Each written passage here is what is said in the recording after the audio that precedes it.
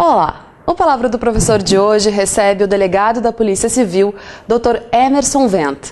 Ele, que é especialista em Direito Tecnológico, vai conversar conosco sobre esse tema. Olá, doutor! Olá! Quais as áreas do direito são afetadas pelas transformações tecnológicas? Eu costumo dizer, principalmente relacionado à questão da internet, que uma conduta praticada no âmbito digital, ela pode ter inúmeros efeitos, né? Principalmente se ela for danosa de alguma forma. Então, se estiver previsto no Código Penal ou alguma lei penal extravagante, isso pode ser tido como um tipo penal, ou seja, além de ser danosa a conduta, ela pode estar prevista como um tipo penal. E aí nós vemos a questão dos crimes de ameaça, de estelionato, de furto qualificado mediante fraude, de extorsão, e vários outros que utilizam a internet para propagação de condutas criminosas, como é o caso do racismo, do tráfico de drogas. Da mesma forma, essa mesma conduta ela pode gerar efeitos cíveis, ou seja, se ela é danosa, provavelmente nós temos do outro lado uma vítima desse dano, e muito mais razão lhe assiste para buscar, de acordo com o Código Civil, até mesmo com o Marco Civil da internet agora, a reparação desse dano. Além disso, por exemplo, um colaborador de uma empresa, empregado, que eventualmente usar inadequadamente a rede, quando tiver uma regra que, por exemplo, lhe proíba enviar e-mails particulares com conteúdo de pornografia através do e-mail corporativo, isso pode ser tido como uma violação do contrato de trabalho e pode gerar uma justa causa, como já temos várias decisões no Brasil todo pelos tribunais regionais de trabalho ou Tribunal Superior do Trabalho. Além disso, do âmbito administrativo, caso de funcionário público, já existem várias previsões, não só do âmbito administrativo, mas principalmente penal, que além, é claro, do inquérito policial, que eventualmente esse servidor possa responder, também tem a questão do processo administrativo disciplinar, que pode gerar a sua demissão a bem de serviço público. Quais os pilares do Marco Civil e seus pontos principais? O Marco Civil, Lei 12.965 de 2014, ele veio estabelecer alguns pilares corroborando já o que o Constituinte e as várias reformulações da Constituição previam, que direitos e garantias e também, por que não, deveres em relação aos usuários, hein? Eu acho que o principal marco do próprio Marco Civil é a questão da neutralidade da rede, ou seja, o oferecimento do serviço pelos provedores de conexão sem infiltragem de dados, sem fazerem escolha dos pacotes que terão maior ou menor velocidade para o usuário final. Além disso, um outro marco importante do Marco Civil é a questão da guarda de dados. Nós não tínhamos no Brasil um regramento em lei ou decreto estabelecendo que provedores de conexão, exemplificando o que é um provedor de conexão, Oi, GVT, TIM, ou provedores de aplicação, exemplificando o que é um provedor de aplicação, Facebook, Google, Terra, tivessem alguma responsabilidade de guardar dados. Eles poderiam não guardar qualquer dado de acesso. Então, hoje, provedores de conexão têm obrigação de guardar dados por até 1 ano, provedores de aplicação até 6 meses. Isso faz com que, por exemplo, policiais tenham um tempo menor até para correr atrás dessas informações, porque sabem que, passado o prazo, esses provedores, seja de conexão ou de aplicação, não vão ter mais os dados. Além disso, claro, o Marco Civil instituiu algumas regras específicas em relação, por exemplo, à retirada de conteúdo da internet, em regra somente por ordem judicial, com uma exceção, que é a questão das imagens relativas à intimidade. Em regra, as mulheres acabam sendo mais vítimas de casos que a gente chama na técnica de revenge porn, pornografia por vingança. Então elas têm a faculdade de fazer uma notificação extrajudicial e a autoridade policial, o Ministério Público tem, sem necessidade de uma ordem judicial, solicitar ao provedor onde está hospedada aquela fotografia, aquele vídeo, a retirada daquele conteúdo e o provedor ter que retirar aquele conteúdo sem se basear em uma ordem judicial. Além disso, de certa forma, faculta também aos pais fazer o controle parental dos filhos, que é uma inovação também importante. De certa forma, isso já estava previsto no Código Civil, através do artigo 932, que colocava os pais como responsáveis objetivamente pela conduta dos filhos, e veio ser corroborado pelo Marco Civil. Então são regras importantes que vêm a calhar, e claro, só eventuais decisões que forem pautadas com base no Marco Civil que poderão dizer sobre a aplicabilidade real do que ele está prevendo.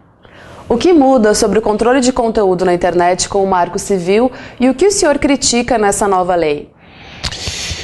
O controle, na verdade, é sobre essa questão dos registros. Na verdade, boa parte dos provedores, principalmente de aplicação, hoje provedores de conexão também, eles já faziam, de certa forma, um registro dos nossos dados, né? Até porque quando um usuário se cadastra em uma rede social gratuita, esse cadastro não é gratuito, entre aspas, ou seja, a rede social ele quer informações do usuário para que ela possa tratar isso comercialmente, e isso muito provavelmente, se a gente for ler, muito provavelmente não, isso está previsto lá nos termos de uso e política de privacidade, que eles podem tratar os dados. E só exemplificando uma questão, quando eu carrego uma foto no Facebook, quando eu carrego uma foto no Instagram, que são aplicativos da mesma empresa, automaticamente esse provedor de aplicação, que é o Facebook, ele apaga os dados de propriedade dessas fotos, desses vídeos. Significa dizer para o usuário, olha, eu retirei as informações que são indicativas da autoria dessa foto, desse vídeo em relação a outra pessoa. De outra forma, está dizendo, eu posso usar essas fotos. Então, essas questões atinentes a isso, o Marco Civil, em princípio, ele estabeleceria um controle, porém, existe um gatilho no Marco Civil, no artigo 6º ou 7º, se não me falha a memória, que estabelece, a regra é essa, mas as partes podem convencionar o contrário, ou seja, usuário e provedor de aplicação podem assinar um contrato no sentido contrário, ou seja, eu como usuário eu posso abrir mão desses direitos, né? Então, ou seja, eu não estou pouco me lixando para a questão da privacidade, eu vou abrir mão desse direito, tudo bem. Então, a questão do controle, ela vamos dizer assim, ela foi colocada no Marco Civil como uma forma de garantia do usuário, para estabelecer que o usuário tem, até pela Constituição, todos os direitos e garantias de buscar a reparação de danos e assim por diante, até prevendo o fator econômico muito mais, vamos dizer assim, de potência de um grande provedor de aplicação em relação a um simples usuário. Algumas regras foram colocadas sem que houvesse uma discussão mais específica, foram colocadas no calor do momento, até em relação à questão das espionagens divulgadas mundialmente, até por uma justificativa social, política, que talvez possam vir a ser contestadas através de ações diretas de inconstitucionalidade. Então, talvez a principal crítica é essa o Marco Civil ele foi construído dentro de uma plataforma de contribuição de usuários. Isso num primeiro momento, isso foi gerado uma primeira minuta do projeto. Esses mesmos usuários, em cima dessa minuta, fizeram sugestões, alterações, e esse projeto foi encaminhado, né, pela presidência ao Congresso Nacional, e a partir daí ele sofreu algumas modificações, ou seja, de uma participação popular bastante grande, participativa.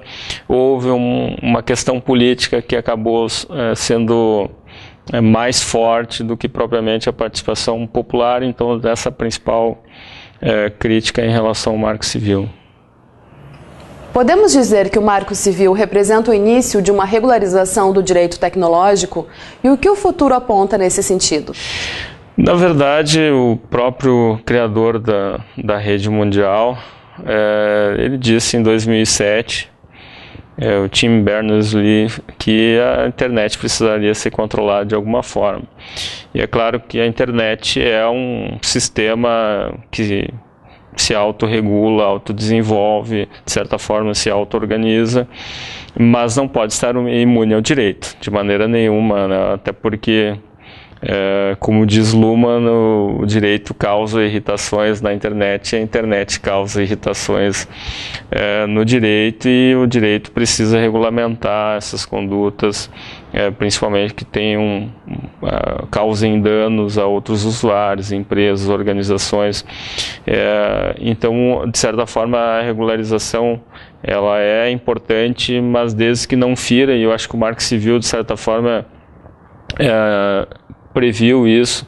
Então, olha, toda e qualquer questão aqui desse Marco Civil tem de preservar a peculiaridade da internet, ou seja, a natureza da internet. Isso tem que ser preservado, senão daqui a pouco nós estamos fazendo um controle muito forte em razão do direito, e na verdade nós não precisaríamos necessariamente trabalhar esse controle pelo direito, mas sim também pela tecnologia. A questão propriamente da segurança ou das falhas de segurança, elas são muito mais resolvíveis pela questão da tecnologia do que propriamente pelo direito. Até pelo que o direito ele vai estabelecer uma regra, se alguém violar aquela regra, não vai resolver o problema da tecnologia. Apenas vai ter a possibilidade de nós aplicarmos essa regra e processarmos alguém. Agora o problema vai persistir, e esse problema provavelmente vai ser resolvido então pela via tecnológica. Então o direito não é a solução para tudo. Ele precisa trabalhar essa, vamos dizer assim, essa evolução da internet de maneira adequada, e também tem um outro aspecto importante: direito penal não é a solução para tudo, é uma forma de controle social, mas ele tem que ser usado moderadamente para que não fira a evolução da internet, os seus usos, costumes e a natureza da rede, né? Tá certo, doutor. Obrigada. O Palavra do Professor de hoje fica por aqui. Agradecemos a presença do Dr. Emerson Wendt e até nosso próximo encontro.